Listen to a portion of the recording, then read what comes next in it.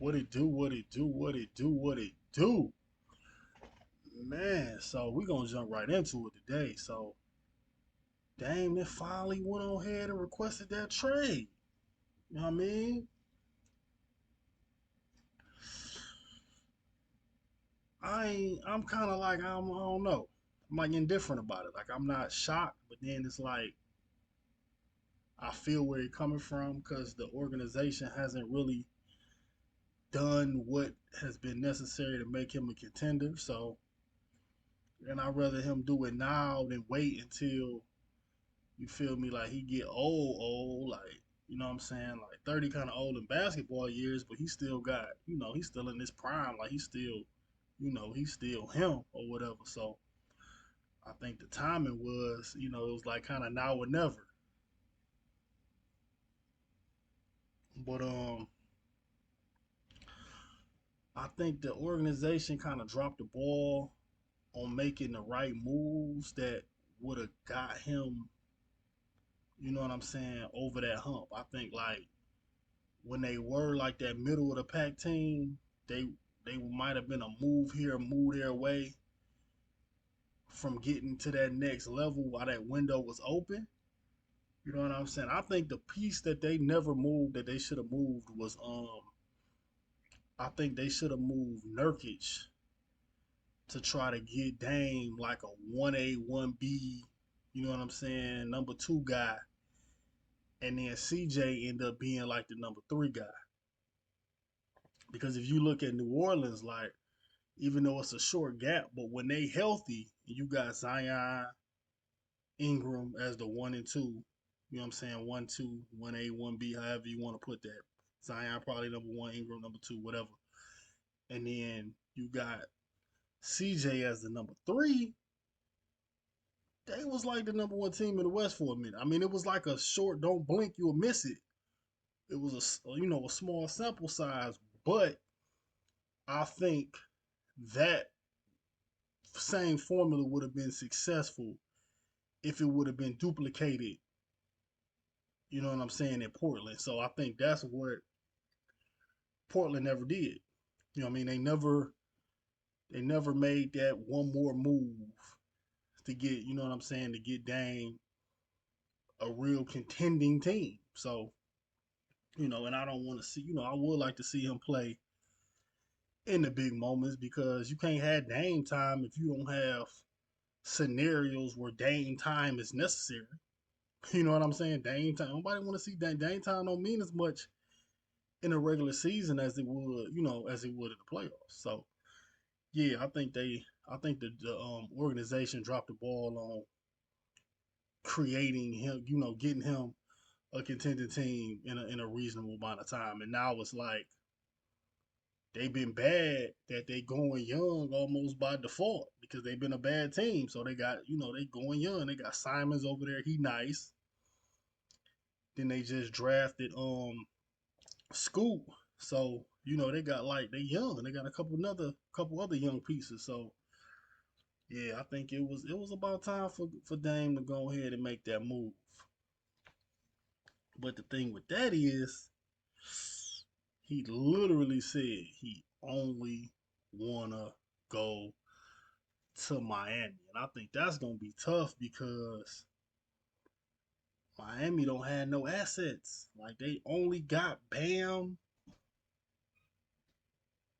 and Jimmy. That's it. Them they only assets. So that's gonna be interesting to see like how they gonna work that because I know Pat Riley is a master at making trades happen, whether it gotta be a 2-team deal, 3-team deal, 4-team deal, whatever he gotta do, but the trade got to center around Tyler Hero. You know what I'm saying? And I think, don't get me wrong, I think Tyler Hero is good, but when you trying to get Dame and all you got is Tyler Hero, you gonna need some draft picks. You know what I'm saying? You gonna need hell of a other incentives other than just Tyler Hero. You know what I mean? And that's no knock on Tyler Hero. I feel like Tyler Hero is a solid piece, but he's not enough for a trade centered around Dame. You know what I mean? You know what I mean? So yeah, they gotta figure that out. They gotta figure that out. I'm curious to see like how long is this gonna take? Like, will will he get traded this summer? Will he get traded like the trade deadline? Like I'm real curious to see how that's gonna play out. You know what I'm saying? And how the trade gonna work because they gonna have to get very, very creative because Tyler not enough. Like, he a six man. Like that's what he is. He's a six man. You know what I'm saying? He in there with like Jordan Poole and I can't think of nobody else off the top of my head, but he in that mix. You know what I'm saying? So I'm curious to see how that's gonna play out. But I do think that if anybody could pull it off, it's Pat Riley. You know what I mean? But I think what's gonna really handcuff it is that he don't want to go nowhere but Miami. And the only other two places I heard was Philly and Boston. Now, I like the Philly idea better than the Boston idea. I think you put a big with a guard, that's a better 1-2 punch. You know what I'm saying? I don't like him with Boston. I think they need to just keep the Brown and Tatum thing going. Take your time and keep tweaking the roster. We seen the Tatum with a smaller guard, and we seen it twice. We seen it with Kyrie. We seen it with Kemba Walker. We don't need to trade a scorer for a defender, a two-way player. That I don't think that's a good look. I don't think that's a good spot for Dame. You know what I'm saying? I don't know. I think they already Brown and Tatum already falling into the trap of the take turns trap, right? Where they just all right, you go score. All right, I'm gonna go score. Oh, you go score. I'm gonna go score. You know what I'm saying? It's like being almost too good for your own good. So you don't need a player that's even better offensively in you know what I'm saying in that mix. They need to get back to utilizing the offense in order to create offense versus just trying to score every time. You know what I'm saying? So I don't like the Boston look. But the Philly look, but see, that's the conundrum of this trade thing because when you look at putting him on Philly, it's almost like you gotta put him for James Harden with the exact same team, or that's still not might not be good because you still gonna need Tobias Harris, you still gonna need Maxey, and you do Dame for Harden. Then that work that's perfect because Dame gonna give you everything that Harden don't as far as like he gonna come to play every game. He's not going to disappear in the playoffs at big moments. He not doing that. He gonna come to play. Now, on the other side of the spectrum, Harden is like the best point guard that don't want to really be a point guard. You know what I mean? Like he is to me the best version of himself when he plays a pass first point guard that can score. That is the best version of James Harden. That is the style of play that is most conducive to actually winning basketball games. But how he likes to play is dribble, dribble, dribble, dribble, dribble, dribble, dribble, dribble, dribble, dribble, dribble, dribble, dribble, dribble, dribble, step back, shoot.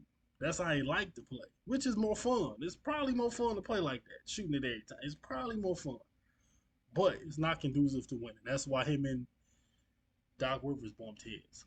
But as far as closing, you know what I'm saying, putting a nail in the coffin when it's all said and done, because that's what playoffs come down to. Like, what team, all the teams is like right here. They all close, right? They all close. What be the determining factor on who win is who got the best closer. That's what it always comes. That's what it most likely comes down to is who has the best closer. So Dame with Philly is perfect. That's perfect if they can keep, you know what I'm saying, the other pieces together.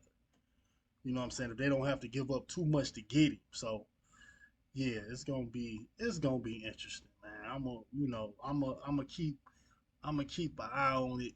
You know what I mean? So y'all tap in on the comments. Tell me what y'all think. Tell me if I missed out. If it's something that I ain't think of to add or whatever. So yeah, man, get with me on the next one. Peace.